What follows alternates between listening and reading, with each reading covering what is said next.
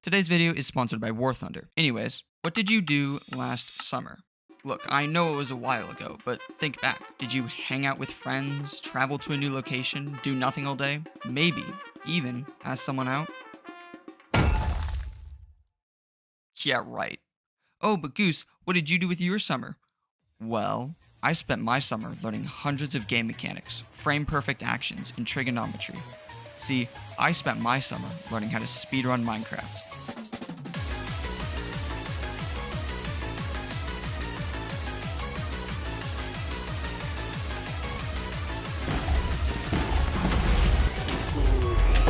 And this all starts on day -6. Wait, what? See, this 3-month journey starts from a point of humiliation. I was attempting to beat Minecraft Hardcore 100 times in a row, a challenge I have yet to beat, by the way. And how hard could it be? I'm a pro Minecrafter. I've beaten Minecraft's hardest mod on its first try. I've beaten the game with nearly every single negative effect at the same time. Okay, here's the thing. I don't know Bastion routing at all, so... And this is just normal hardcore.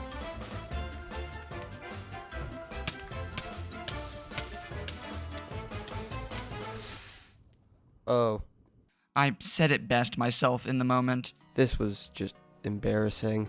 And so right there, I set a goal. I would spend my entire summer learning how to speedrun Minecraft, which all started on day... If there's ever a word to describe this first day, it's terrifying. But you have to start somewhere, and that somewhere is setting up the mods. Unlike my last video where it took hours of trial and error to set up one mod, MCSR has a webpage that literally gives you a video tutorial on everything you need to do to set it up, along with guides to most strategies in the game, which meant in under an hour, I was staring at this. Oh my god. What you are looking at is 16 instances of Minecraft all loading up individual worlds to get a good seed, something that I would need to get a good base time for how fast I was currently.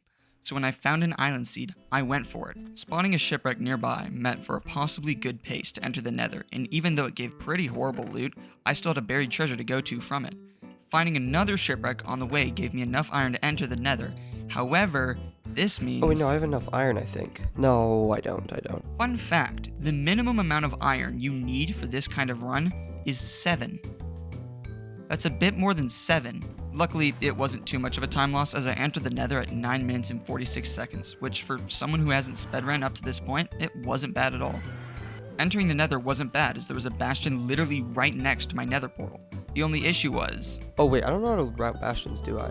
Luckily, I dug into the only room that I knew had gold in it in all bastions and proceeded to nearly die. Luckily, at 11 minutes, I was trading with pigs, which again, wasn't bad. And after some of the worst routing to ever grace the speedrunning scene, I left the bastion with my inventory looking like this. This wasn't even bad luck. I said, okay, perfect. I thought this was good. I promise you, I will explain why this is the worst inventory management I have ever seen.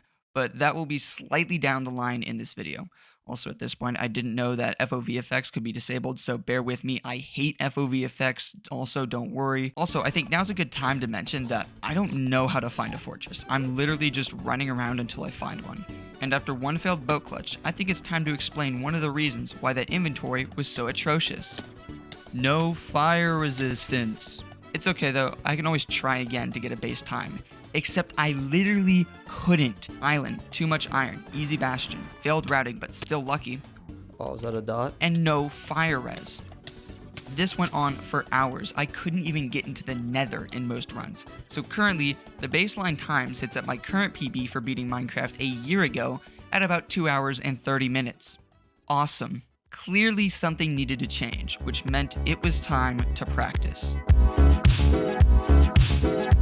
Luckily, MCSR has a ton of practice maps, so I started with the overworld, which mainly consists of learning how to loot buried treasures and building magma ravine portals. Magma ravine portals are pretty basic. In fact, I'll teach them to you. Hey there, Editor Goose here. So I was actually supposed to record all of these when I was writing the script. However, my mouth started bleeding because of my braces, and so I ended up not getting to a single one of these explanations in the video, which means I explained them in post.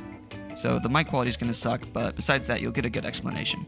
Anyways, so magma ravine portals are super basic. You look for this L shape right here, you go down, you mine this magma block, place a door, and then 2 doors here and here, put a block on top of it, and now you've got access to all the lava. You grab one here, here, here, and here. You've almost made a cube of 1, 2, 3, 4 lava grabbed, and then you just mine these 2 magma blocks, and you're all good. You have a completely built portal. Of course, you need to take care of the water, make it go down. That's it. You're done. That's how you build a magma portal. The real issue was learning how to do buried treasures. I kept struggling to find them, and it was because I was on the wrong pie chart. Even though all of the tutorials showed me where to go, I just kept skipping through them because I was speedrunning. I never slowed down to learn and struggled to focus, and it resulted in a major gap that I needed to go back and patch, especially after I got a talking to by someone in the MCSR community. It was time to patch that hole on day 2, which was spent just on fixing the pie chart more. Sadly though, I didn't have a lot of time as I needed to study for the SAT still. So as any logical person would do, I watched videos on MCSR tutorials for buried treasures to learn more instead of studying. You know that joke on how people will spend more time researching and making a video essay than they'll probably spend on their college thesis? Yeah, I'm probably in the same boat because I'm quite sure I've spent more time researching and speedrunning than I have preparing for the SAT, which hopefully shouldn't backfire. Luckily, day 3 was just me learning so much of the overworld, which means it's about time I teach you how to actually loot a buried treasure. Yeah, I'm back. Alright, so here's how you find a buried treasure. The first thing you do is you open your video settings and make sure your render distance is set to 5. Then you turn your FOV to 30. Now what you do is you hit F3G to turn on chunk borders and then Shift F3 to open your pie chart. Then you hit 2 game renderer, 1 level, 2 entities, and now you're at this pie chart right here. Then what you do is you spin in a circle until the chunk that the chest is in gets loaded and that orange part of the pie chart gets really big. So as you can see here, when I got to about this chunk, the orange part of the pie chart loaded in, which means we're going to want to move to this chunk diagonally. And then we spin in a circle once again. Now as you can see, no matter where I'm spinning in this circle, the orange part of that pie chart still remains super big, which means we're on the right chunk. So now you can turn your FOV back to normal, and then on the chunk part of your F3 screen, you go to 9, 9. So we'll do the same thing. Now that we're at 9, 9, we just dig straight down, and we found it. And that's how you loot a buried treasure. Simple, I know. And after some real practice on real seeds with buried treasures and some more portal practice the next day, I was finally ready to learn the Nether.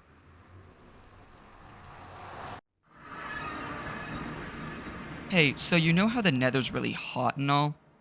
Yeah, I got a 104 fever, which means it's about time I mention something.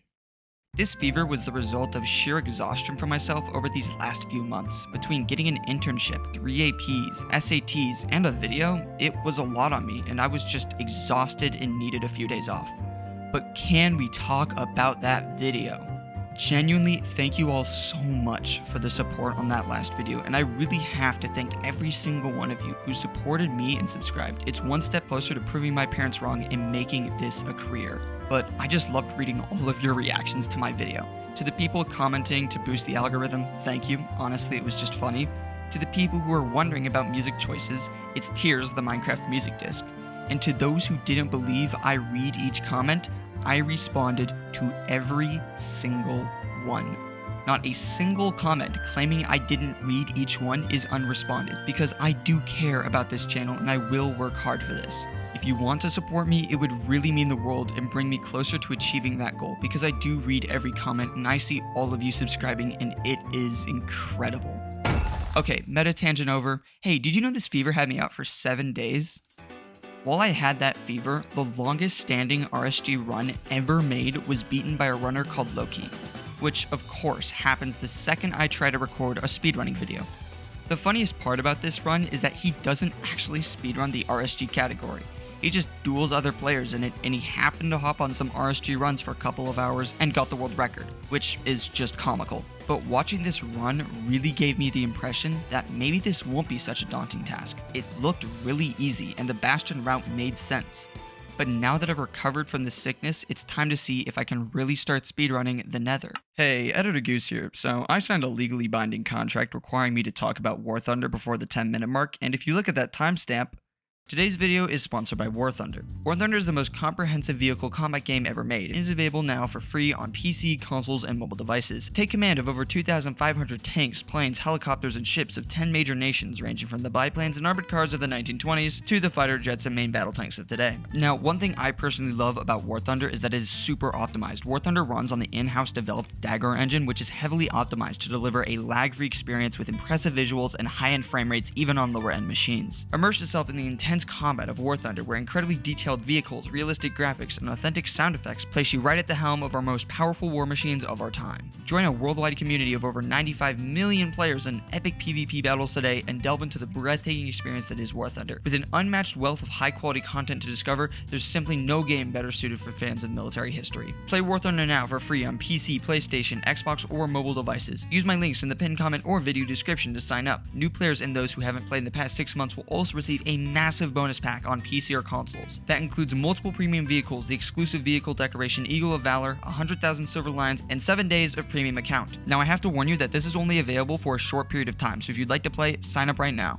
Day 12 saw the start of this task, as I got into the swing of things by learning bastions. Bastions are one of the choke points of structures and the first real challenge.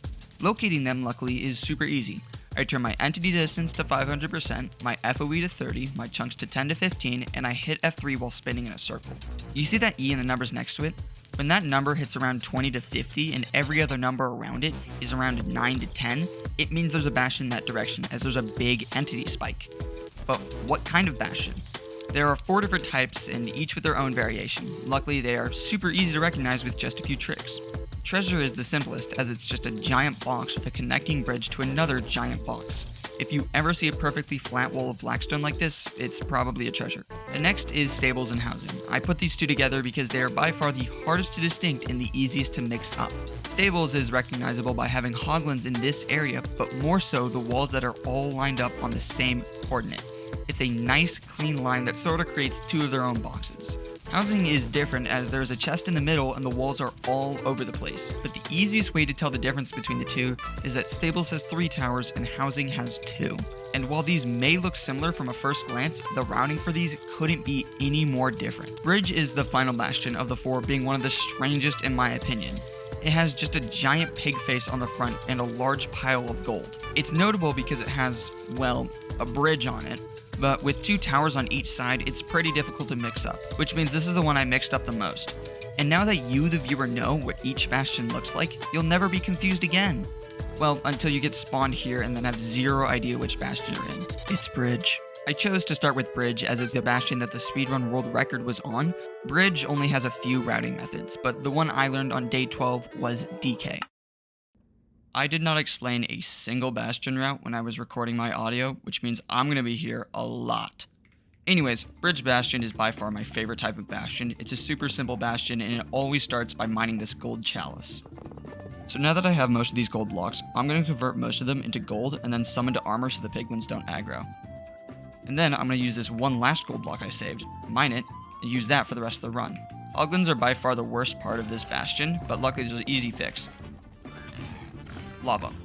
Now that the hoglins are taken care of, you want to go to this specific spot right here and just start bridging up, okay? Now that you have this little platform, you're going to want to start bridging up the other way, just like this.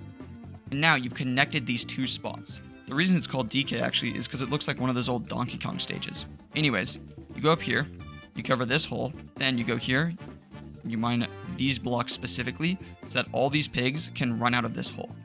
You're going to mine this gold block like this. You run down this hallway, and look at that, all of them, you see all those pigs over there? You're going to start throwing them in here like this. And look at that, now you have every single piglin in this bastion. And now, you can just start sorting what you have, and looting all the chests. There are going to be 3 chests on each side, unless one of them is a bad, where there will only be 1 chest. You're going to want to look for string and obsidian mainly in these chests, but also gold is pretty nice. Now that I've looted the chests from both of these sides, I can go back to where my pigs were trading. By the time I'm back, they've almost traded all their gold, and now I'm going to split most of my inventory so I can collect as much of everything as I need. I don't have enough string for explosives in my opinion, but I have more than enough obby, and I already have all the pearls I'm going to need, and fire res, which means at this point, I can just leave the bastion and go to the fortress. And that's DK. Day 14 is when I started working on the next bastion, Stables.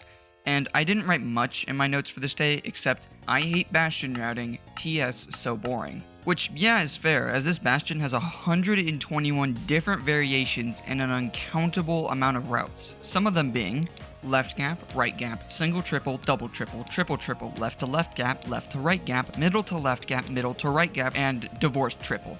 Just to name a few. Luckily, you can literally ignore all of that, as there is just an easier route.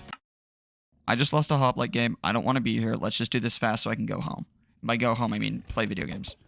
All you're routing for this bastion is just going to start this chest where you want gold armor like this. Once you put it on, all the piglins are going to be de-aggro on you so you can go up these stairs. Now here's where things get interesting. See this blackstone brick right here? If it appears in the bastion, that means that this side is bad and there's going to be no gold blocks in it. Which means you have to go up these stairs and pray that there's an air block right here.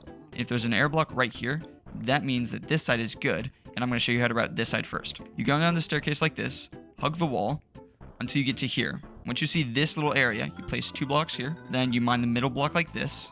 Mine this block up here. And go in slightly. Then you're going to want to turn your game to hard mode. Mine down 1, 2, and then mine these 2 blocks. Now all those pigs should drop down from there. And by the time you're done with this, you should already have a good amount of pigs. Look at that. They're all in the hole. So you just throw them the gold. Get into your boat right here. Put that right there. You mine down. You grab the gold block here, here, here, here, here, here. Once you have all those gold blocks, you just do that. You throw them in there. And then you can go up here, like this, and grab the gold block up here, which is another gold block. You can loot that. Once you get pearls, what you can actually do is you can look over there. You can throw a pearl up there like this. And now, you're at the top of the bastion where you can loot these triple chests up here. Since I've already looted these chests in the treasure bastion tutorial, I'm not going to show you how to loot them. You should understand it. But if we go back down here to where our pigs are trading, we should see that they're mostly done. And that's left good gap. Pretty simple. Here's the next one. Once again, you start over here. You go down like this. Boat clutch because you're cool. Open chest. No gold armor. That's fine though. There's 5, which means I can craft a helmet. So it doesn't make a difference. I also got 5 obsidian, which is really good. You go up these stairs again, and oh look, no blackstone bricks. That means that this side is good. So you mine these 3 blocks like this, and now you've created a staircase for all the pigs to run up through. It's the same method of routing, where you go down here, place 2 blocks, do this as so. Once again, you go down here, and you mine all the gold blocks that are hidden down here, as so. You get the backup gold block up here. You collect what you have in this corner, throw your gold back down. Now, what happens if they're both bad? Here's how you route the bastion if both sides are bad like so. This side's bad. This side's bad. So now what do? Well, simple.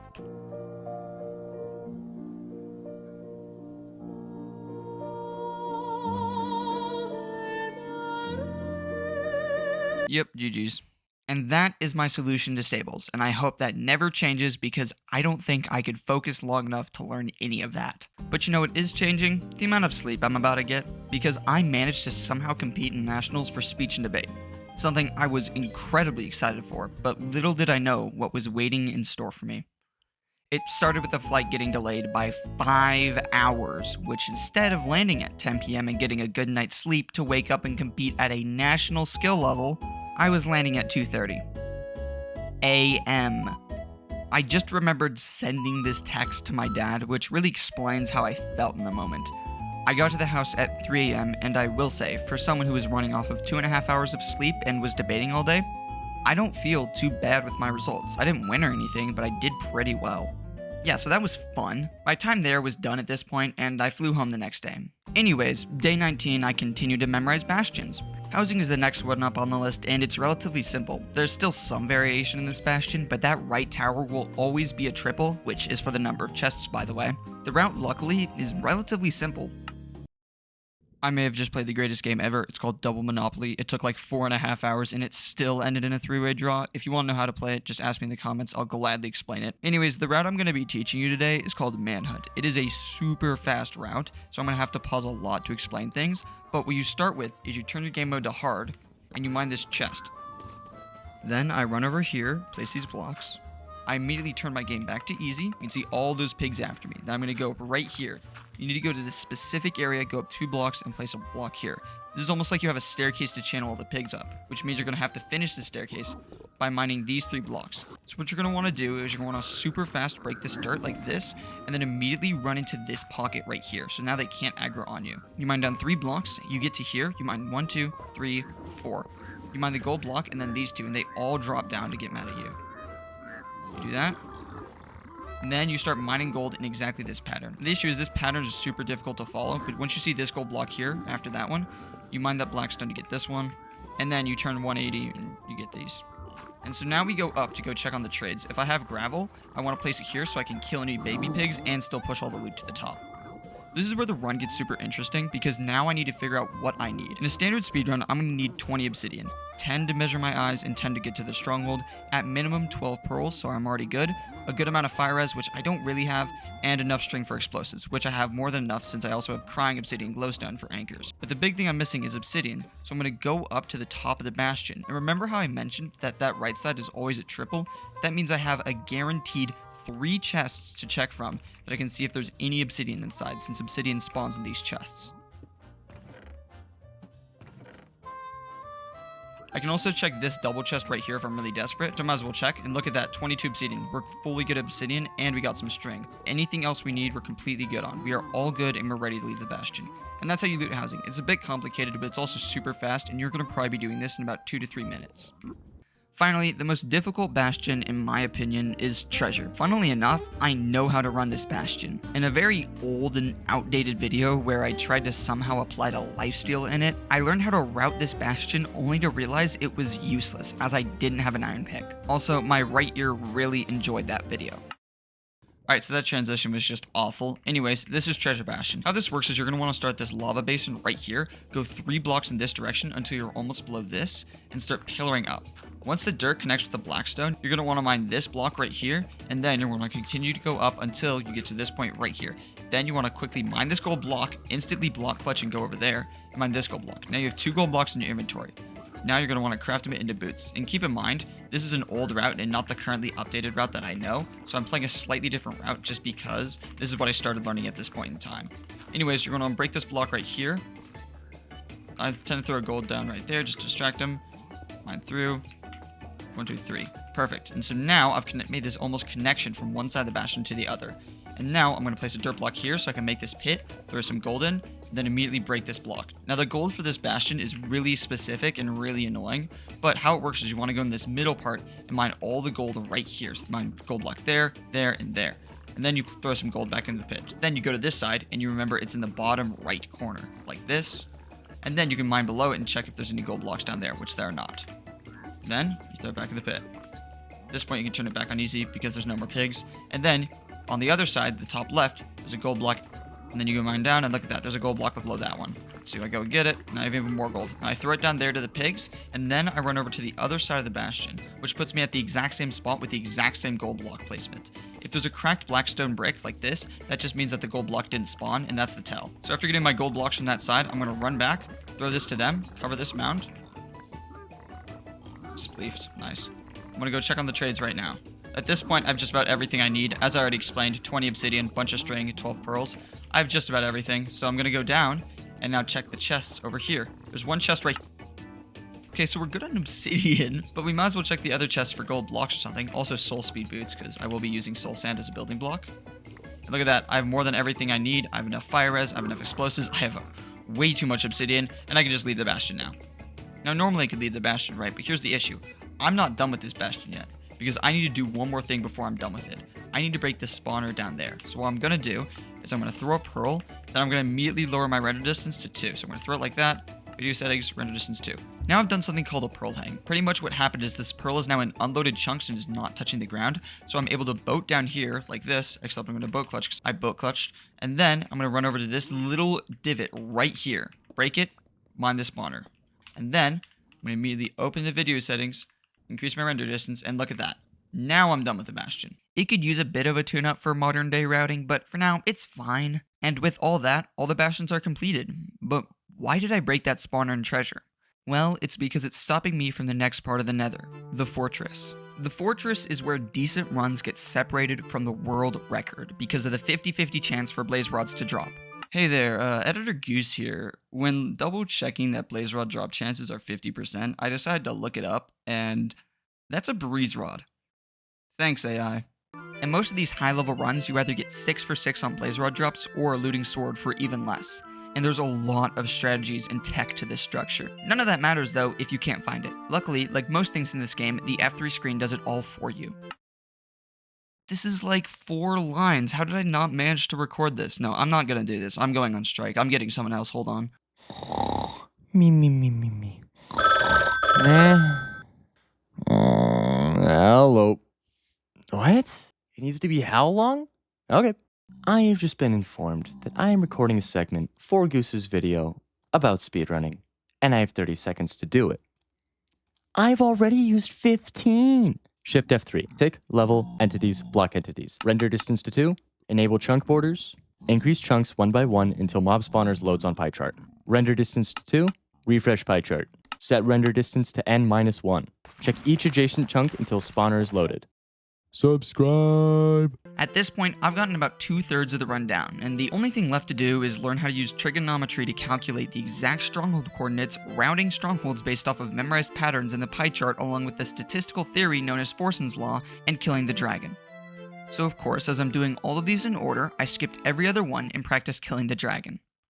Killing the dragon is relatively easy, is what I told myself after watching about 2 minutes of the tutorial, being unable to focus on it, and just saying, yeah, I got this, and proceeding to fail every single attempted perch where it wasn't even close. Because in those 2 minutes of the tutorial, here's what I garnered. You place 2 obby here, run around the map randomly until the dragon perches, and click on the bed when his hitbox is right here. And if you know speedrunning, you know exactly why I can't kill the dragon. And if you don't know why, stick around because I'll explain it later. Because at this point, even though I can't measure an eye, don't know how to route a stronghold, and can't kill a dragon, I still want to try to beat the game once. But the thing is, I don't want to sit around and wait for a good seed. I only have 1 summer to speedrun and can't afford to waste it re-rolling worlds. If only there was some sort of way I could play only good seeds to practice on without the amount of re-rolling.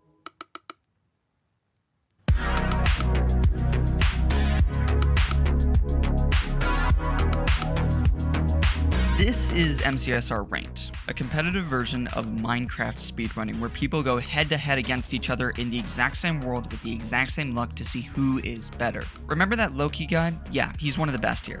If I want to complete my first run and really start improving, this is where I need to go. And it all starts with queuing in, unranked, because I don't want to take my elo as I am not yet good. It's okay though, because it's still all the practice I need. The first match of MCSR Unranked started on, in my opinion, the worst type of seed, a desert village. Looting is pretty simple for this structure. Go to the houses with iron bars and grab this stuff from the chest, along with killing the iron golem. So tell me why this took 3 minutes to loot. Surely it's not because I was exploring a fisherman's hut and randomly running around. Anyways, I found an exposed lava pool and attempted to build a portal without water. Got water, failed to build the portal, and forgot to get flint and steel. It's all okay though, as I get a sub 7 nether enter and start E-rang for the bastion. Once I get the spike, I head that direction until I see it across a lava pool. I mine some crimson stem and start speed bridging across the lava. Well, that's tragic. Yeah, that seems like a fitting way to end run 1. If this wasn't beginner mode, which means I can spawn back at a checkpoint of my last advancement and keep my inventory. This means that the run isn't legit, but it's still good practice. I see hoglins in the bastion, meaning it's stables, and proceed to round.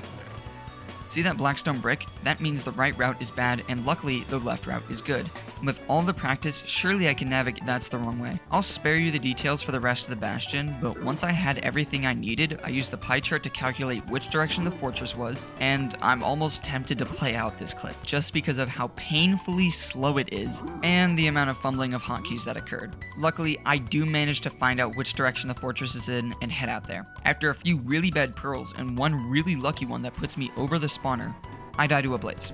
But I also get all of the needed rods, and that's when I realize I don't know how to find a stronghold. So I call a draw vote, and for one of my first runs, this isn't horrible. I could leave the fortress in under 20 minutes and start heading for the stronghold. But to head to the stronghold, I need to measure eyes. Look, I could begin to try to explain how this equation turns into me finding the end portal, but I would rather just say, look up a tutorial if you are interested, and all you have to do is just use a hotkey to shrink your screen and copy the coordinates at a specific spot when looking at the eye to get coordinates, and you do that a couple more times to get the exact location of the stronghold. Yeah, that's the simple version. The application I'm using to get these coordinates is known as NinjaRainBot, and although it's a calculator, it's practically accepted by everyone in the community, and it's awesome. Also, because I have a 4K monitor, it makes the OBS capture look like this, even though I see this. Anyways, after an extensive amount of practice, I finally had set up Ninja Brain and was ready to get back to running, and that's exactly what I did. The seed this time is a plains village, which you know the drill at this point. Loot the blacksmith, kill the iron golem, get food, mess up your portal build multiple times, and enter the nether at a solid 6 minutes. Although the average person might miss it, this simple E-ray can tell us exactly the direction the bastion is at. Most people wouldn't be able to locate the bastion if they didn't follow this unique technique. Also, a little tip for you, this is treasure because there are exposed gold blocks on the back of the towers. Oh, this appears to be housing. Never mind, this is clearly housing with a lava basin and a treasure room. And as the old saying goes, I get shot down and I waste all my wood getting up again. And after a narrow miss with a pig because I just don't know how to route treasure clearly, I get all my materials and am ready to leave the bastion. I instead choose to store my inventory there, which is not something you should do, and another 2 minutes later I finally pied out to the fortress. If you look in the top right, you can actually notice that my opponent is ahead of me, which means I need to play better than him. Luckily, this is a double spawner, which means I get a metric ton of blazes and have a really fast nether exit. Also, you kind of see what I mean when I say the 4K monitor really messes with the scaling. And after measuring the eyes for 4 minutes, I finally have the cords. The reason you see me slightly moving around in the nether is because I'm trying to figure out which way to go. Apparently, a lot of people don't know this, but when you hit F3, you see those 3 lines that replace the crosshair?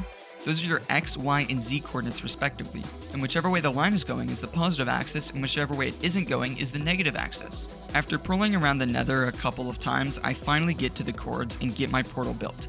And yes, I'm nether traveling because 1 block in the nether is 8 blocks in the overworld, blah blah blah, we all know this.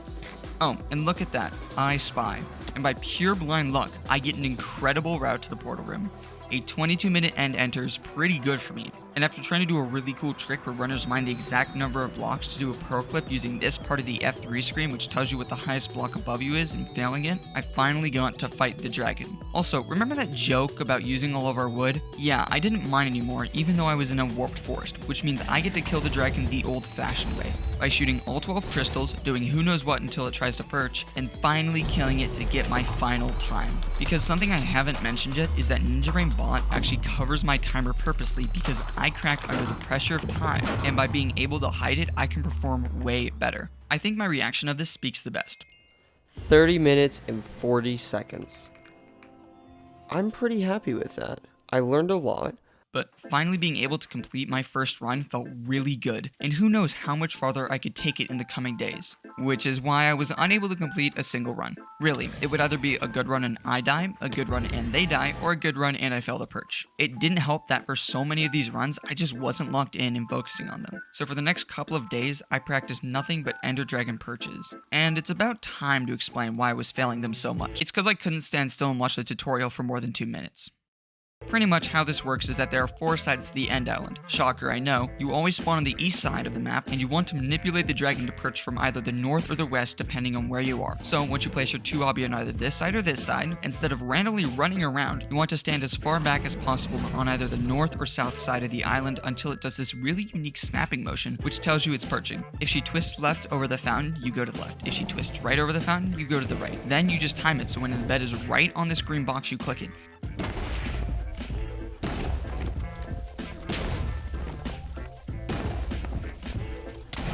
And that's how you actually one-cycle the dragon. Oh, all this practice nearly paid off on day 27.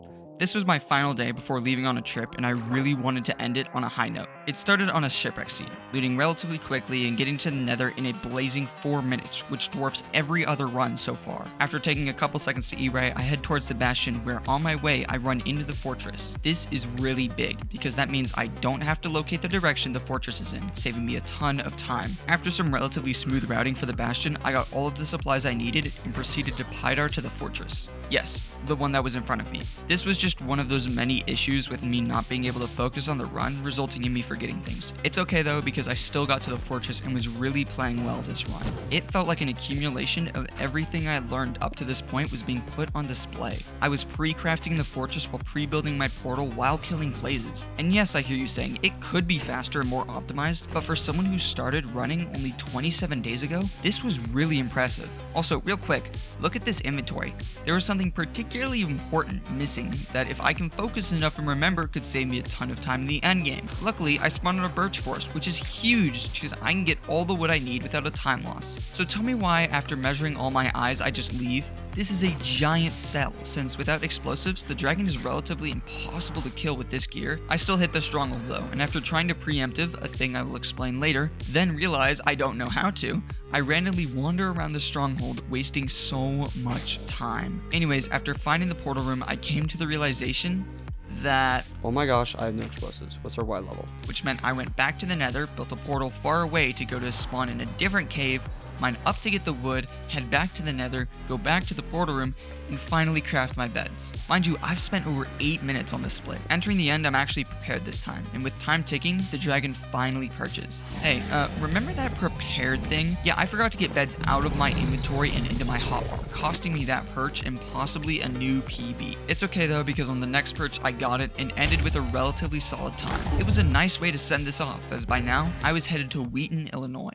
The reason I was flying through Illinois was that throughout all this time I was speedrunning, I was still making sure I had a future. Because although I want this to become my job through the help of all of my subscribers, it would be really funny if I hit 100k one day, I'm not going to sacrifice my future for it. And so because of you guys, I got to become an intern as an analytics guy for a media company. It was so cool, and I loved being in my element while doing my work there. I did that for a couple of days before flying home and doing the work there, and turning right back around to DC because I had a camp to go to. While I was midair on a flight, our family's childhood dog had to be put down due to cancer. I remember getting this dog so long ago when we first moved to Seattle, and he's been a constant in our lives since then. It was truly sad to see him go. But the show must go on, and getting away to DC to study politics really took my minds off things. I met so many awesome people there, and a dude who shared my name. Really great guy. Oh, just so you aren't confused, I'm the guy on the left. I know it might be really difficult to tell. Either way, I got back on day 43, and don't worry, I hadn't slacked off while gone because I watched a ton of videos by so many different speedrunners that really made me rethink how I could speedrun.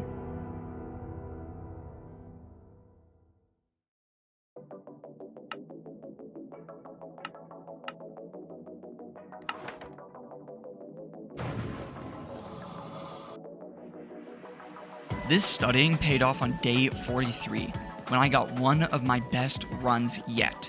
It started out on a village seed, where I'm not even gonna narrate, you know the drill at this point. And as per usual, I forgot something in the run, and this time it was the flint and steel, which meant I had to run back and mine gravel. Also, the argument about how to pronounce horchata in the background is actually me with some of my members in my Discord server. Yes, I actually have a Discord server. Besides the classist issues that plague it, we have some incredibly talented artists here, funny people, and just great people all around. I mean, genuinely, so much of this stuff is incredible to see, and I don't even know where to start creating that. And besides hosting weekly game nights, I host large-scale events every once in a while, including a civilization event I want to start at some point. So if you want to hang out and ask me questions, or just suggest a game we should play for the game night, feel free to join up. Anyways, that entire time was me mining gravel because holy flint rates. And the funniest part is... And I woodlit, and the portal woodlit instantly. This game sucks. Anyways, I was spawned on top of a housing bastion and went down to do a pretty decent route of it. I got nearly all the stuff I needed except fire res potions, which I got 0 of. This made the fortress difficult, to say the least, and slowed me down a ton. Still though, I had good blaze rates, good crafting, good measure, led me to the stronghold at 20 minutes, which again is really huge here since if I route this properly, I can get a sub 25 possibly. It took a minute, but I found the portal room in the dumbest way possible by randomly running around until I saw in the subtitles that I was below it, and just dug up to get there. This put me in the end at a sub 23, and if I played my cards right, this could be a huge run for me. Sadly, I looked at an Enderman and missed the sub 25 due to the dragon perching while I had to kill it. It still ended up perching, except I decided to screen share it to the server, which turns my OBS into a PowerPoint presentation. Even with that failure and the missed one cycle, I still got a 27-minute time, and this was my best to date. The next couple of days was me just continuing to play and get better. They all ended in me dying and forfeiting, my opponents dying and forfeiting, or us both dying and drawing the game. Although I think it's really funny that I actually played the rank bot because no one was queuing up, and I lost to it. On day 45, I actually was on an insane pace for a run that I'd completely forgotten to record until I got to the end. Sadly, I missed the one cycle and lost the run. I still have no idea how I played that run that well, and it was mainly just funny, but still, an 18-minute run could have been huge. At this point, I had not a lot of things to learn, or that I wanted to learn, and so much of these days was just me playing the game, getting better, and dying way too much. I needed to see how to improve, but I didn't know how. Luckily, I did come up with a solution: stealing other people's runs. See, if I could go on the speedrun.com leaderboards and use that run as a baseline for what I could do better in my own runs, I'd be able to improve so much faster. This was very clear as I had a bunch of close calls. I was clearly getting better. I had runs where I would get 14-minute blinds but miss the portal room. If I hadn't missed the portal room on this run, I could have gotten a sub 20 on it. And that was until I got this run. It started out on an island where I used my pie chart to see if I could find a spike. However, there wasn't, which meant this was a shipwreck seed. So I increased my render distance to the max. And you see those hitboxes over there? That's kelp. And when you see that, it means there's a magma portal down there, and that's our nether enter. And then I spot it. A shipwreck. So I snag a dolphin and head over there, but not before making a quick pit stop at a ruined portal, which gave me 21 golden carrots, an insane food source on this run. So after quickly crafting up my tools, I head to the magma ravine and proceed to build the slowest portal that I have ever built, and then I end up giving up on that one because at this point I haven't practiced 1 deep lava enters. Luckily, there was another ravine nearby, and I got a 5-minute nether enter. The bastion was luckily visible at enter, and it's one of my favorites, a bridge bastion. After mining the gold chalice, I do all of my standard DK routing to get all the pigs in the hole while taking minor damage. And thanks to a large amount of G carrots I got from that ruined portal, I could heal all of it. While the pigs trade, I overlap that with me finding the fortress, something I've gotten a lot better at since you last saw me. I get the spike west and see good upper terrain, so I know my route. And then I open one chest and get nearly enough obsidian for the entire run. I immediately go back and check my trades to see I got a relatively good roll and can leave the bastion below 10 minutes, my fastest time yet. A couple good pearls later, I enter the fortress in under 10 minutes and start killing blazes. I get some insane spawn rates and go 6 for 7 with the blazes, leaving the fortress in under 2 minutes when I entered. And after spending a little over 2 minutes measuring my eye, I've got my coordinates and head straight to the stronghold. Some mediocre pearling leads me to the stronghold at 13:37. By far my best time, and if I can go fast enough, I can get a sub 16. Now, I need to pause because what you're about to see is the consequences of my actions. And by that, I mean, I'm about to suffer because I didn't learn how to navigate strongholds. Watching back on this footage, I know exactly why I missed it. See, you're supposed to navigate from the starter staircase of the stronghold. It looks like this. And the best way to know if you were at the starter staircase is the doors. If they are flush with the wall, then it's away from that starter staircase. If it isn't flush with the wall, it's towards the starter staircase. Now, I spawned in the same room as the starter is in, except if you notice something, the doors aren't leading away from it. They're leading towards something else, which means I spawned in some random room and was aimlessly wandering for 4 minutes. The only reason I found the portal room was because I heard silverfish above me. I entered the end at 17 minutes and still have a chance to get a sub 20. Keep in mind though, I don't know this. From my perspective, Ninja Brain is blocking that timer, and so with only 5 beds, I wait to 1 cycle the dragon. Then at 18:30, the dragon snaps. If I manage to pull this off with only 5 beds, the lowest I can hit it up to this point, I can get a sub 20.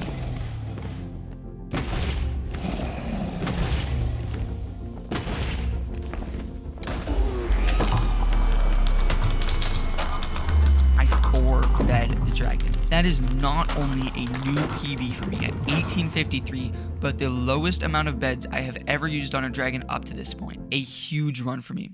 Anyways, now that I have that time, I can compare it to the actual run by On2 and compare the exact splits and the time difference between them. After fully measuring the times, I come to a pretty good conclusion. I need to realize that I need to figure out how to preemptive. That is horrible. But besides that, how else can I improve this run? Well, why not ask some people in a public Discord? This is the official Minecraft speedrunning Discord, and I just joined a VC and said, hey, can y'all review a run for me and tell me what to do better? And they totally did. I got a ton of really useful advice, and it was nice to hang out with some people who cared about running the game. And then the number 6 speedrunner in the world joined the VC. I'm not even kidding. This is Bad Gamer, otherwise known as J12310. And when he joined the VC, none of us knew who he was. He straight up just said, if you don't know who I am, you're probably not very good. Which, dang man, he's not wrong, but still, you don't gotta act arrogant about it. He was pretty chill besides that, but crazy first impressions still. He proceeded to cook me for 2 seeds, beating the game in some pretty insane times, but it was super impressive to see a level that I would most likely never achieve in real time. You know that graph where they show the ultra wealthy compared to everyone else and it's an insane exponential curve? That's what the skill ceiling feels like when comparing everyone else to the top 100 runners. It's insane to be that good at this video game, and it's really motivated me to just want to get that much better and be that much more consistent. When asking him for a piece of advice, he just said to try to play out more runs. Which makes sense. I should stop resigning and going for a fast time and start playing slower and better, and the speed will follow. But the final takeaway was that I wanted to get into ranked. I might never be at diamond level, but I want to be at least the top 15% in the world. And looking at the distribution, Emerald 1 might be the exact goal I'm looking for. But to get to that level, I'm going to have to get good and really start fixing my previous shortcomings.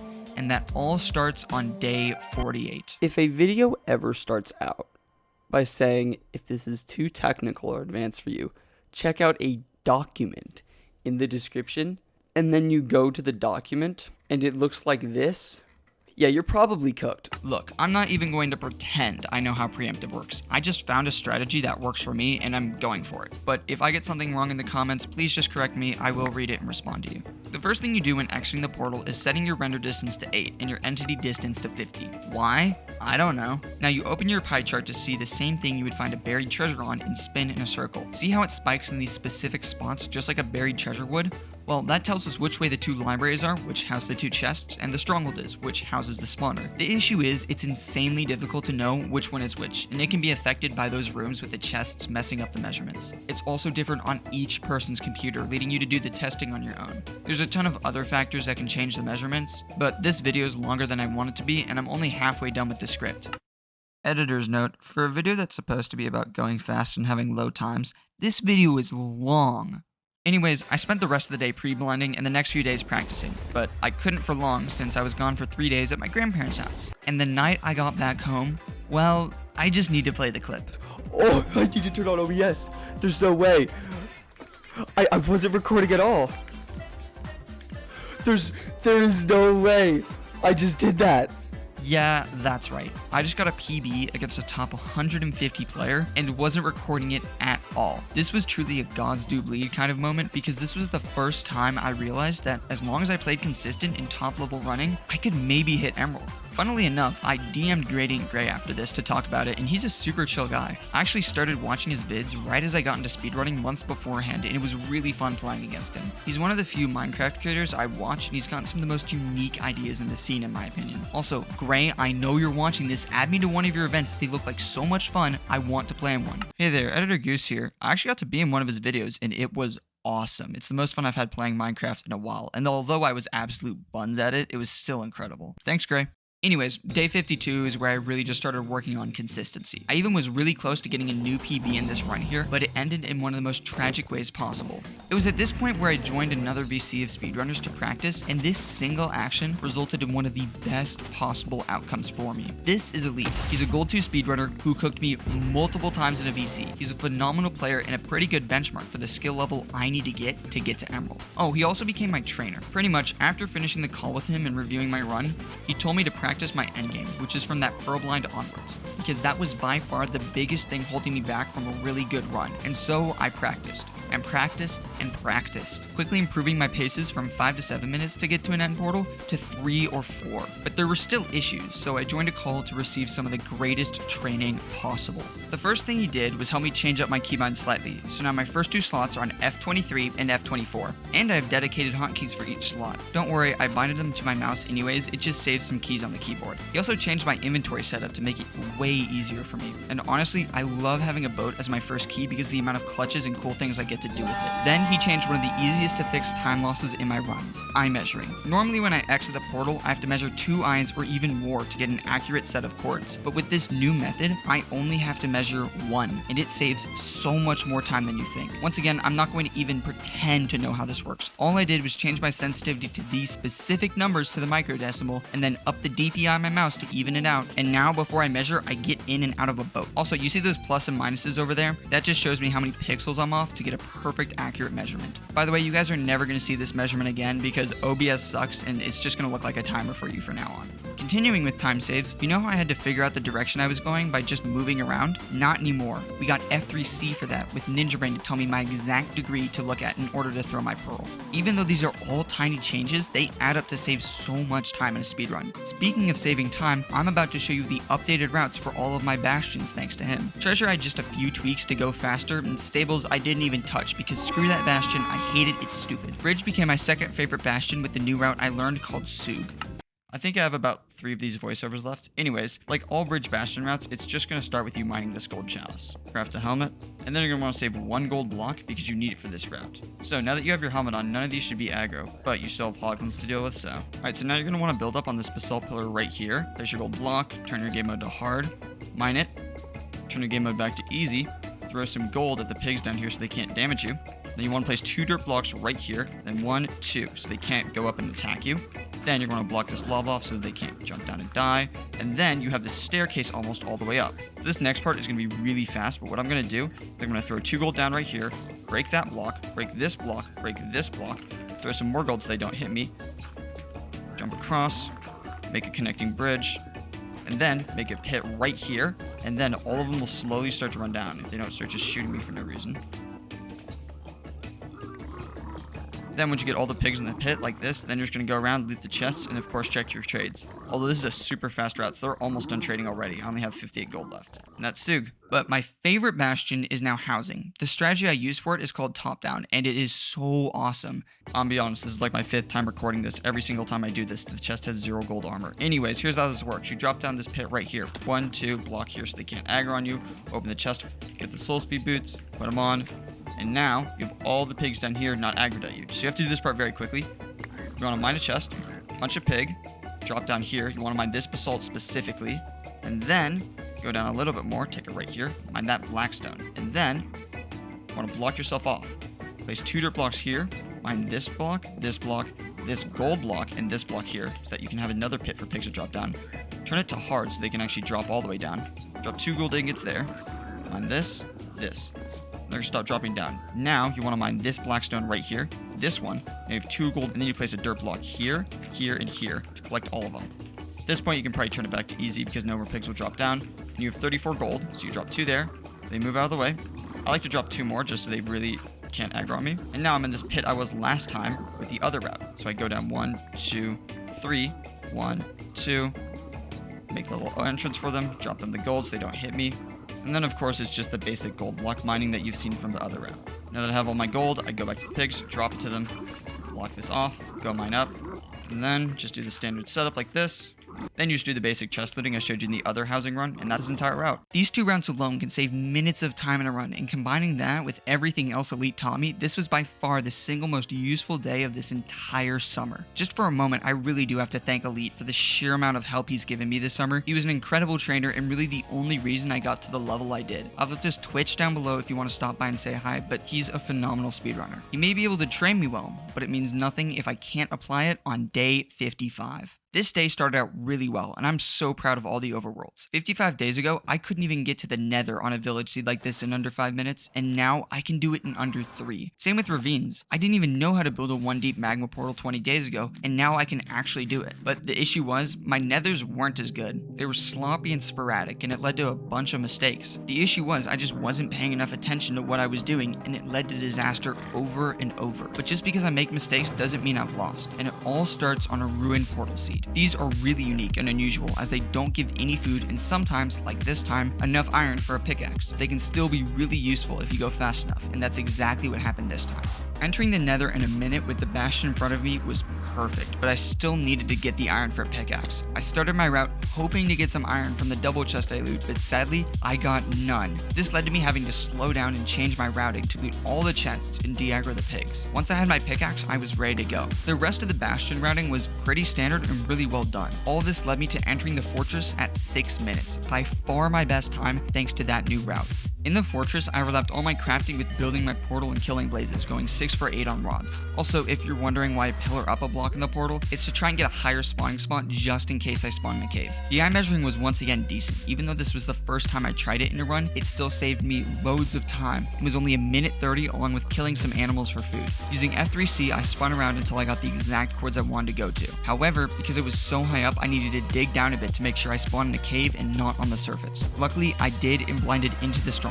Doing a quick preemptive, I had my route leading me down to the left. I almost messed up, but because there was a library to my right, I knew it wasn't that direction, turned around, and entered the end at 11:30, my fastest time yet. But remember, I didn't know this. My screen was blocked by Ninja Brain, so I thought this was any standard run. At 13:30, the dragon perched, and with more than enough explosives, as long as I didn't mess this up, I had this run in the bag.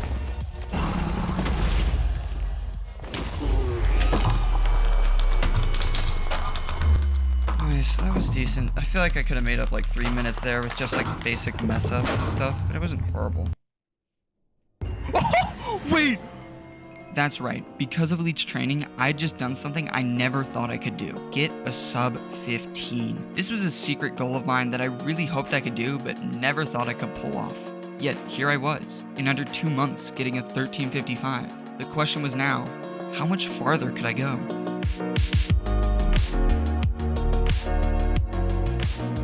It all started with reviewing my run to see the biggest time loss, the dragon. See, although the 1 cycle is normally the fastest way you can kill the dragon, there's something called a 0 cycle that only some of the best can pull off, and it is risky. Which is why, after trying to learn it for 4 hours, I gave up. 0 cycling is such a complicated thing that at the end of the day, I just cannot understand. If I had the time, I could, but I just don't. I'm giving myself 1 summer to speedrun and get as good as it as possible, and 0 cycles are just not a part of that process. For now, I just need to focus on the other goal I have, getting Emerald 1. So I set myself a time. At the beginning of August 1st, I will queue up for ranked and not stop until I get Emerald 1. And with only a week left, I had to get to work on day 56. The biggest issue I face at this point is consistency. I can play at a diamond level, but only sometimes, and other times I play like an iron 1. I need to find a balance and really dial in on playing well. It all starts with reviewing the footage. They're just points, ticks even, where I space out and just not focus. This isn't even the first time this has occurred. It's been like this all video. I would just autopilot, make terrain mistakes in the nether, or die in the bastion, or something even dumber. And the worst part is, I know why. I have something known as executive functioning disorder, which is a type of ADHD. Luckily, I have a medication for it known as Adderall to solve this issue. However, there are downsides to this. In school, it had me locked in for junior year, and I believe that is clearly reflected through my grades and scores, and even me first trying Minecraft's hardest mod. The fact of the matter was, it would lock me in, but it would also make me more emotionally distant, less happy almost. I'm sure there are a slew of reasons why, but I didn't care for school. As long as the grades stayed well, I would take it. But when summer hit, I made the decision to stop taking the medication for the summer and just enjoy it. Good, I know, but I'm clearly seeing the downside in my own runs, and if I want to get better, it's about time I start taking performance-enhancing drugs again. That are completely legal, as I'm a diagnosed patient. Please, YouTube, do not demonetize me. Everything is so expensive. Why is that $600? I took the first day off actually just so I could let the meds sink in. This meant that I had 2 days before August 1st and I needed to lock in for it. And I did. In my third run, I still needed to warm up, but it was clear that the Adderall was working. I was making more confident decisions faster, and players who were just destroying me yesterday, I was beating. Then I queued up against a gold 3. This was a player who, by the stats, should be better than me, but it doesn't mean he is. It started on a ruined portaled seed that didn't have enough iron for a pick. I still got some wood and had a minute nether enter where I found the bastion relatively quickly. It was a housing, my favorite. And the looting pattern works out so well as I get enough nuggets for an iron pickaxe, leading me to be able to route this bastion immediately. The routing was relatively smooth and I took a minimal amount of damage on it. This, along with good trades, had me leaving the bastion in under 5 minutes to the fortress. The issue was, since the seed had no food, I had no way to regen, and being this low was not a risk I wanted to take. So I pearled to my overworld portal and resetted my hunger there, along with getting all the wood I would need for my beds. This had me entering the fortress at 8 minutes, far ahead of John, and although I struggled with the routing a bit, I still got the rods I needed relatively quickly while doing an extremely fast bow tie in the overworld to save me time. Now, due to me having to pause and hunger reset along with bad routing and unlucky rods, this wasn't going to be a PB, but I didn't care about that anymore. I cared about winning. Then John got the advancement that he had found the stronghold and I missed it. Luckily, it was just a chunk away and I was still able to enter relatively fast. And while the navigation for the stronghold was strange, I still got in at 1930, right around the same time John did. Even though he was supposed to be better than me, it was clear that this was anyone's game, since the only thing that isn't randomized is the dragon's perch. And although I mess up my first bed, I still close it out to win the seed.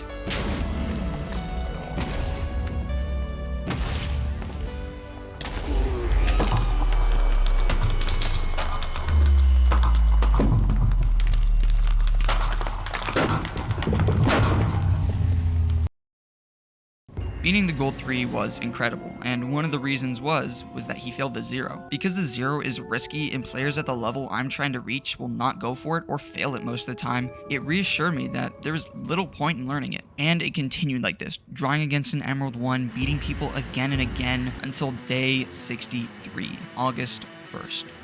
The first day of ranked. Everything I had done up to this point was all in preparation for these next few games that would determine my starter rank. Which is why OBS corrupted all the footage. I'm not kidding. Quite possibly, some of the most crucial footage of this entire video was the only footage that got corrupted. Luckily, Replay has a ranked system, so it's time to talk about match 1.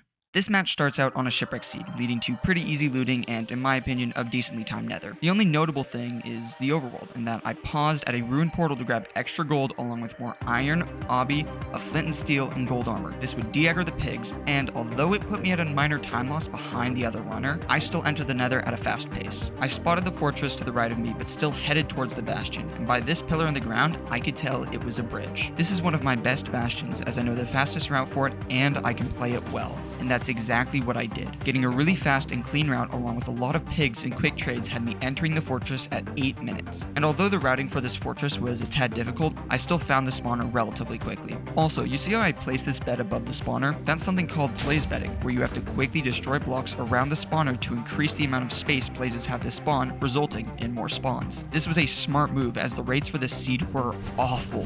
But I still managed to get out on a PB pace and quickly measured my eyes. Sadly, this is where this pace goes to die, as I had to do so much digging to get to the coordinates to build my second portal. I still got to the stronghold and pretty quickly found the end portal, getting in at 16 minutes and getting a clean 5 bed at 17:56 to close out my first run. It's about time that I mentioned you need 5 runs in order to see your rank, so going 1-0 was a good start. I'm gonna gloss over this next run for good reason, but to sum it up, it was a ruined portal seed that didn't have enough iron for a pick. I still went to the bastion, another bridge by the way, and finished up relatively quickly, entering the fortress at about 8 minutes. Then I blinded at 11 and was getting to the stronghold by 14, where I spent 3 minutes navigating because there was a library next to the portal messing up the spike. Anyways, dragon took forever to perch, but then this happened. Although Endermen don't show aggro with replays and the Dragon Perch doesn't work in it either, I looked at an Enderman in the eye leading to my death, and a draw in the match since my opponent had also died earlier. Not too bad, and I know it could have been better, but just that unlucky look turned this into a sky crab situation. I had momentum from 2 pretty good runs which took me into game 3 against a gold, almost elites level. The seed was another rune portal, something I was quickly becoming more familiar with, except this time there was enough iron for a pickaxe, but no axe, something I hadn't practiced for yet. So in my panic and confusion, I got more wood than I should have and spent too much time getting food, leading my opponent to be way ahead of me. I still enter the nether, however, and that's when I enter my worst bastion, treasure. The rounding was subpar, but I still pulled it off, and it just didn't feel fast. I spent so much time doing things I shouldn't have, and it really killed this run's pace. But I left it at 8 minutes, and with a few quick pearls, was ahead of my opponent and in the fortress. Then he did something incredible. He sent a draw vote. This was a huge sign for me, telling me that they have messed up and I'm now drastically winning. And so I pushed forward, quickly measuring my eye and creating a second portal to the stronghold where I missed it. This was a giant mistake and it costed me tons of valuable time. I quickly remeasured and started heading towards the actual location, but since I had no more obby, it would mean that I would need to travel via the overworld. And even though I made it to the stronghold, my opponent had found it first and had already entered the end. This didn't mean it was over, as I found the portal room, and since the dragon was randomized, there was still a chance I could win. 1-1-1. 2 more games, 2 more chances. It started with another gold 2, most likely my rank if I won my next 2 games. This time it was a desert temple seed, which is something I don't like, honestly. It takes a while and the routing is strange. You mine down here and after blowing stuff up, you hope to get enough iron, head to the surface and do all the basic overworld things here. I feel like it just takes way too much time on this type of seed and is by far my most unoptimized. Which is why by the time I was done with everything, he was already in the nether. Luckily, I joined in afterwards to find some genuinely awful terrain. It took over 5 minutes just to get to the bastion.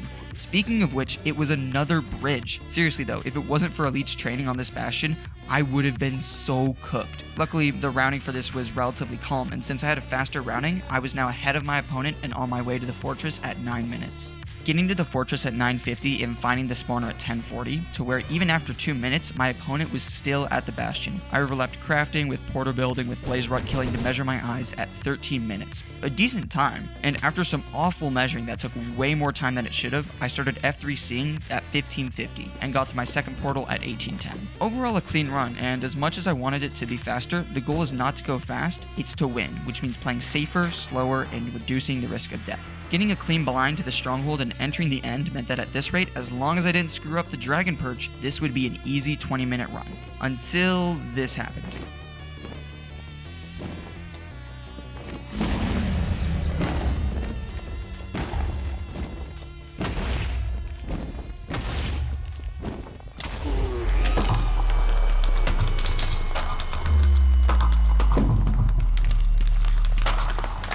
An insanely close screw up that could have cost me the run. Luckily it didn't though, and it put me at 2-1-1. 1 more game, 1 more chance. Another gold 2 meant at this point it was guaranteed to be my rank, and as I entered into my final seed, that was exactly what I was expecting it to be. The seed was relatively normal at the start, Ruin Portal, where instead of doing an instant enter, I took my time to get food and play it safe, something my opponent did not. And as I approached another bridge bastion, my opponent sent a draw request. Probably not his best bastion, but he definitely wasn't dead. But since this was my best bastion, I could get a huge lead. And after some pretty decent Sug routing, I got to trading ahead of my opponent. This didn't mean the win. Never mind, this meant the win. 3-1-1. Not incredible, but there is a chance that I get an okay rank. Oh, alright, here we go. Come on, gold. Ooh, wait, hold on. Gold 3. A rank that was not only better than Elite, but so good that I was only 2-ish games away from 1200 elo and Emerald 1, which meant even though I made mistakes, I could still perform well. It was strange that I got gold 3 even though I was playing against gold 2s, but not my issue. All that would matter would be my next couple of games on day 65. Everything rode on this first game, all against the gold 3 Isaiah, another Ruin Portal seed. Good for me because I was getting comfortable with them, but the twist for this one was that there wasn't enough obby to light it. It gave you enough iron nuggets for a pickaxe and an axe, and with my opponent sending a seed request, I liked this start. And after some top tier portal building, I got to enter the nether in just over 3 minutes, where I was in a buried ravine that I would have to mine out into another bridge bastion. Not actually, this is a housing bastion, which is undoubtedly my favorite type of bastion, and after some poor routing to the top to start this route, I had a smooth run down and had all of my pigs trading. I was very happy about this start. The issue was I didn't get enough obsidian and I didn't know if he did, but since he had already left the bastion and we were on similar pace, I assumed the same, unhung my pearl, and headed towards the fortress. Something interesting I noticed was that this was sort of a double spawner fortress, meaning I could get my rods in fast, and while overlapping this with my inventory sorting, I confirmed I didn't have enough obby, but I had enough of everything else. While hunting for more obby in the chest, Isaiah blinded to the overworld, and with neither of us having enough obsidian at this point, it was anyone's game and not my concern. Although only time would tell if he had enough obsidian and I didn't. And then, nothing. Yeah, so I forgot to mention, but this run was in the middle of a thunderstorm, and yeah, I had a blackout. So I'ma hit you with a curse you, Zeus, and move on. So I lost, and even though it was a close game, it just didn't feel like one. More like I was playing catch up and was behind the entire time. But in my mind, just because I lost one run didn't mean I didn't deserve this rank, and so there was nothing to do but queue up. The next game's against Sweishi. It's a completable ruined portal, so I looted up fast and bam, there's the nether. Also, it's another bridge for some reason, and what are the odds of this? Editor's note, 25%. It's 4 bastions, 25% chance to get one of them. Anyways, fast routing does it well, and I got the rest of the stuff. After leaving, I got to the fortress and got all of my rods, which meant it was time to measure and forfeit. Apparently, he died in the bastion and was just watching Feinberg, my favorite I'm MCSR Feinberg, creator, and by I'm the an way. 18-year-old Minecraft speedrunner from Chicago, Illinois. Still a win though, although it is undeserved. The next run is against San 1. Shipwreck, Magma Portal, Nether, Treasure Bastion, Routing, and another forfeit. 1 game away. But honestly, I'm not playing great right now, which means everything relies on day 66. I'm playing Pyrocharge on a village seed. Something I don't know if I've mentioned yet is that these always spawn with blacksmiths. But anyways, I get to my lava pool practically at the same time as Pyro. Entering the portal leads me to the insane spot of a bastion and a fortress right next to each other. This means I know everything in this seed and I just need to play it out well. Luckily, it's my best type of bastion, housing, and after some clean routing and some insanely fast trading, I'm leaving the bastion and heading straight towards the visible fortress. I land at nearly the exact same time as my opponent and we both start killing blazes, except I play for strays, which are blazes that randomly spawn in hopes of getting a faster time. After getting literally perfect rod rates, I do a quick and fast measure, and since I have 7 rods, I don't need to get the eye. I find it first and clearly have a lead. Quick measurements lead me to following a route, but I miss it. At this point, my opponent finds a stronghold, but can actually nav this stronghold and goes to the end before me. And they have take aim, and quickly pull off the 0, leading to me losing. Remember that library I saw? Well, all 3 spikes were right there, and look where this was. I mean, really, it was right there. That is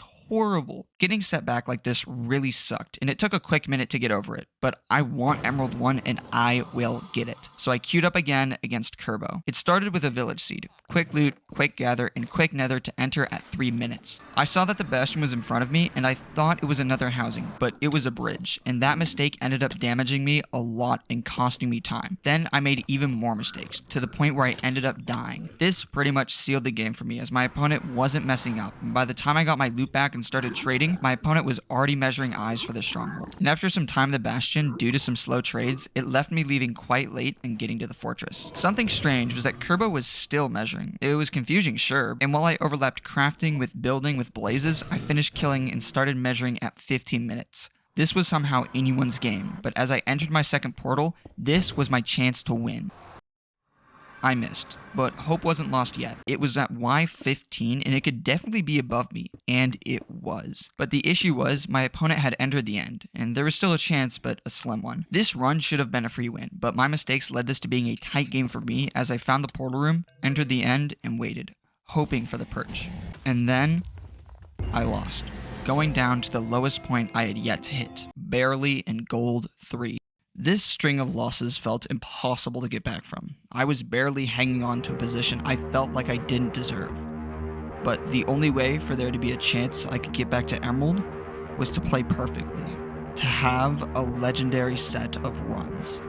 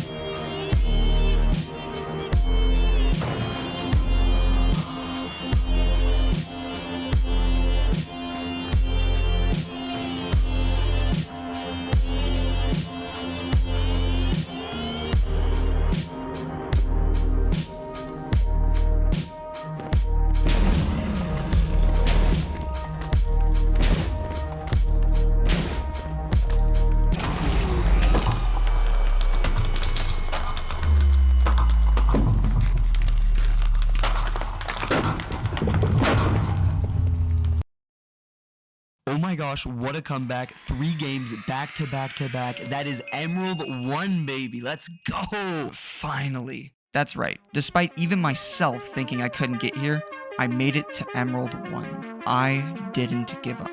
And I've completed my last goal. I won't play another game of ranked after this, and there's a good reason why I don't.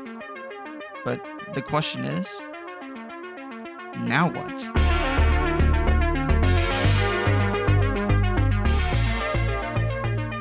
I've been playing for consistency and wins for such a long time that I've almost forgotten how to play for speed and how far I can truly push myself.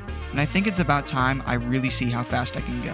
This entire time I've been racing people and risking the fact that at any point in time on my best run, they could forfeit. But I don't want to risk that anymore. I want to play on fast seeds without playing people. But how could I do that? Money.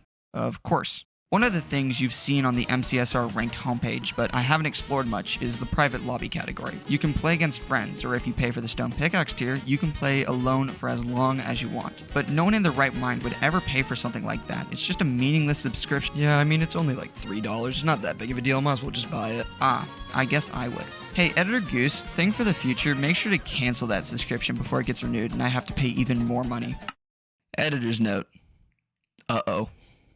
So after setting everything up and having less than a month to get a better time, it was just a question of how far could I go. I won't even begin to start on talking about the hundreds of seeds I played, the deaths, the seed changes, the draws, the forfeits, and even the close calls, because this video is like triple what I thought it was going to be, and I really want to upload this before Christmas. But what I will tell you is that I PB'd. It started on a rune portal seed, very basic and something I'm comfortable with. The chest had enough nuggets for a pickaxe, and since I had a gold pick, I could mine down to get this stone and make an axe to get wood. There wasn't a lot of time spent in the overworld, as the goal here was speed over safety. This led me to a 130 nether enter, where I instantly got the spike, and when I increased my render distance, I saw both the fortress and the bastion. This meant that there was going to be zero downtime this run, and the only time loss would be me. Using the gold pick I got earlier, I got a ton of netherrack, which helped me in getting to the top of the bastion, a bridge. And once again, after some smooth routing and a very close call, I got all the pigs into the hole at 4 minutes and had them trading. While the pigs traded, I decided to hang a pearl so that the second I had what I needed, I could leave and enter the fortress. And after another insanely smooth pearl, I started fighting blazes at half a heart and going 3 for 5. I decided to head to the other spawner to get blazes from them.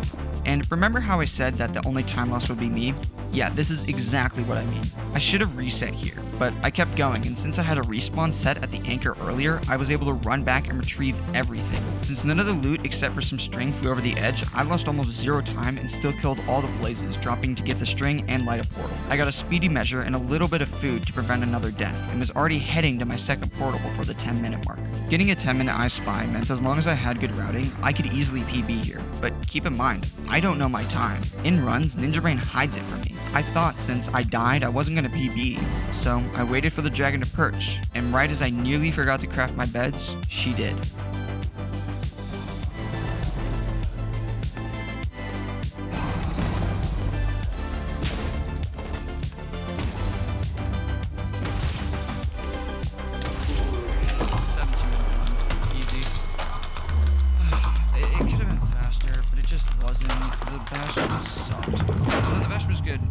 My play at the fort sucked. Okay.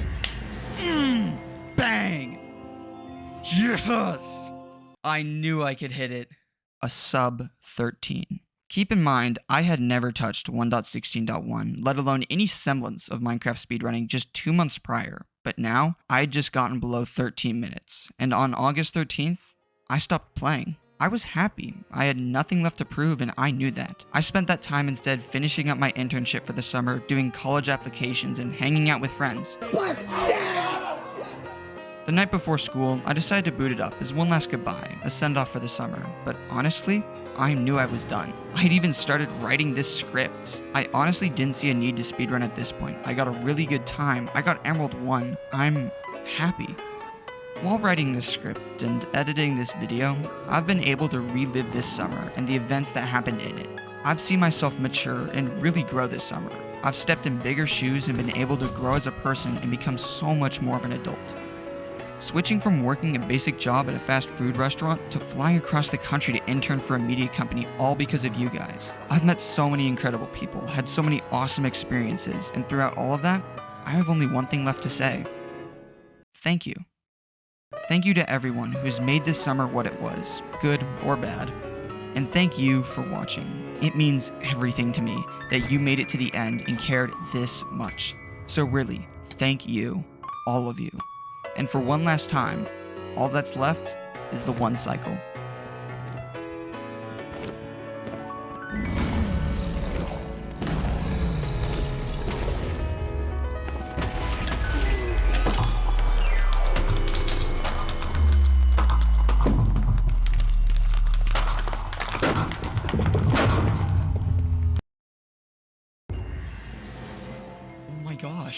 That was it. That was the PB. That was it. We just got a PB. Hey, Editor Goose here. So this entire video is useless because I stopped playing for like 3 months, and 2 days before releasing this video, I got a 1051 PB. So, again, thank you to War Thunder for sponsoring this video. Don't forget to play it for free on PC, PlayStation, Xbox, or mobile now by using my links in the pinned comment or video description. And remember, if you haven't played in the past 6 months, you can receive a massive bonus pack, which is available for a limited time only, so make sure you don't miss it. And yeah, I'll see you in like 8 months for my next upload.